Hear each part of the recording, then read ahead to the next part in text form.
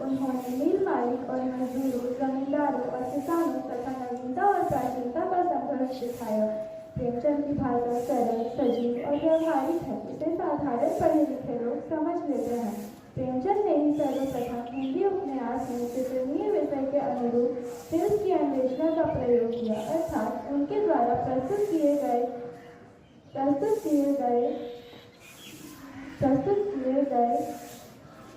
अत्यंत सजीव, गतिमान और नाट्य हैं।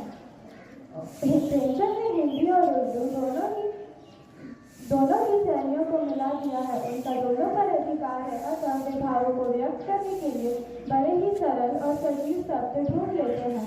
प्रेमचंद ने लगभग 300 कहानी, 15 उपन्यास, 3 नाटक, 10 अनुवाद, 7 बाल पुस्तकों और हजारों पृष्ठों में लेख लिखे हैं। प्रेमचंद की हर रचना बहुमूल्य है, जो अपने समय की सच्चाई को बयां करती है, और उनकी खासियत है कि वे आज भी प्रासंगिक हैं। धन्यवाद। कक्षा 9वीं आ की छात्रा हूँ। मैं आज और समझ के सभी प्रेमचंद की एक बहुत ही अच्छी कविता प्रस्तुत करने जा रही हूँ। मंदिर में दाना चुगकर चिड़िया, मंदिर में दाना चुगकर चिड़िया मस्जिद में पानी पीती है। मैंने सुना है राधा की चुनरी कोई सलमा बेगम सीती है। एक रफी था महफिल महफिल, एक रफी था महफिल महफिल, रघुपति राघव गाता था, एक प्रेमचंद बच्चों को ईदगाह सुनाता था।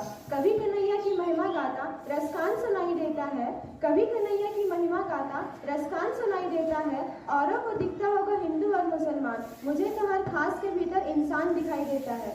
क्योंकि न हिंदू बुरा है न मुसलमान बुरा है, क्योंकि न हिंदू बुरा है न मुसलमान बुरा है, जिसका किरदार बुरा है वो इंसान बुरा है। धन्यवाद।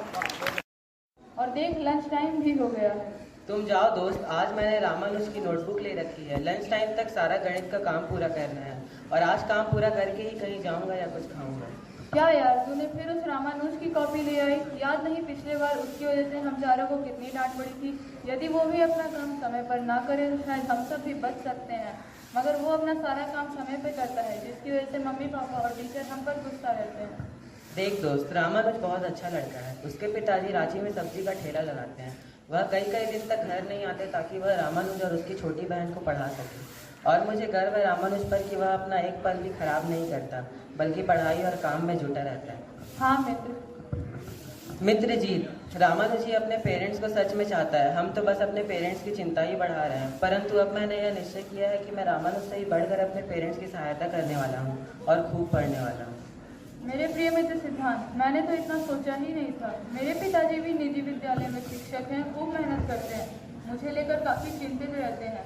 अब मैं भी अपना सारा काम करके उन्हें सरप्राइज दूंगा और पीटीएम में सारे अध्यापकगण मेरी प्रशंसा करेंगे। धन्यवाद मुझे सही राह दिखाने के लिए। प्रेमचंद की लिखी गई कहानी कफन का लघुकथा प्रस्तुत करने जा रही हूँ। घर के बाहर घिसू और माधव पिता और पुत्र दोनों अलाव जलाकर आलू भून रहे थे। भीतर माधव की पत्नी बुधिया प्रसव पीड़ा से रो रही थी, लेकिन उन दोनों में से कोई भी उसकी सहायता के लिए अंदर नहीं जाते, क्योंकि उन्हें डर है कि दूसरा ज्यादा आलू खा जाएगा। वे दोनों बहुत कामचोर थे। वे जिस गांव में रहते थे वहाँ खेती बाड़ी के लिए कई सी नौकरियां उपलब्ध थी, लेकिन उन्हें काम करना पसंद नहीं था। वे खाना चुराकर और कभी कभारी भोजन लेकर अपना गुजारा किया करते थे जब उन्हें इसकी जरूरत पड़ती थी। आकाश पृथ्वी पर जिंदा रहने वाले बाप बेटे के लिए भुने हुए आलू की कीमत उस मरती हुई औरत से ज्यादा थी। वे इस डर से उसे देखने भी नहीं जा रहे थे कि उसके जाने पर दूसरा आदमी सारा आलू खा जाएगा। हलक और तालू जल जाने की चिंता किए बिना ही वे लोग जिस तेजी से गर्म आलू खा रहे थे, उससे उनकी मारिक गरीबी का अनुमान सहज ही हो जाता है। घिसू को 20 साल पहले हुई ठाकुर की बारात याद आती है। चटनी, रायता, 3 तरह के सूखे साग, एक रसदार तरकारी, दही, चटनी, मिठाई। अब क्या ही बताऊं कि उस भोज में क्या स्वाद मिला। लोगों ने ऐसा खाया कि किसी से पानी तक न पिया गया। औरत अंदर दर्द से चीखते चिल्लाती रहती है। उन दोनों को लगता है कि वह मर रही है, लेकिन फिर भी वो लोग उसकी सहायता के लिए अंदर नहीं जाते और अच्छी दावत की लालसा करते करते सो जाते हैं। सुबह बुधिया और उसका बच्चा दोनों मर चुका था। वे लोग गांव के जमींदार और दूसरे गांव वालों से बुधिया के अंतिम संस्कार इलाज के लिए पैसे मांगते हैं। वे किसी तरह 5 रुपए जुटा पाते हैं। उस पैसे को लेकर वे सबके लिए बाजार में कफन खरीदने जाते हैं, लेकिन वहाँ से कुछ भी नहीं खरीदते। कहते हैं कफन बेकार है क्योंकि यह तो सबके साथ ही जलेगा। उन दोनों को एकदम से पता था कि लाश उठते उठते रात हो जाएगी, और रात को कफन कौन देखता है क्योंकि यह तो लाश के साथ ही जल जाता है। और फिर उस हल्के कफन को लिए बिना ही वे लोग उस कफन के चंदे के पैसे को चटनी, पुड़िया, शराब और अचार में खर्च कर देते हैं। वे अपनी भोजन की तृप्ति से ही बुढ़िया की सदगति की कल्पना कर लेते हैं और कहते हैं कि हमारी आत्मा प्रसन्न हो रही है, तो क्या उसे सुख नहीं मिलेगा? जरूर से जरूर मिलेगा। भगवान तुम अंतर्यामी हो, उससे वैकुंठ में जाना। अपनी आत्मा की प्रसन्नता पहले जरूरी है। भगवान और संसार की प्रसन्नता की कोई जरूरत है भी तो बाद में। अपनी उम्र के अनुरूप घिसू ज्यादा समझदार था। उसे पता था कि लोग कफन की व्यवस्था करेंगे, भले ही इस बार उनके हाथ में रुपए न आवे।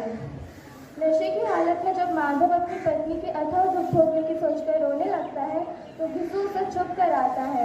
यही परंपरागत ज्ञान के सहारे कि वह मरकर मुक्त हो गई है, इस जंजाल से छूट गई है। नशे में दोनों नाचते गाते, उछलते कूदते, चारों ओर से बेखबर और नतमस्तक वहीं गिरकर ढेर हो जाते हैं। धन्यवाद।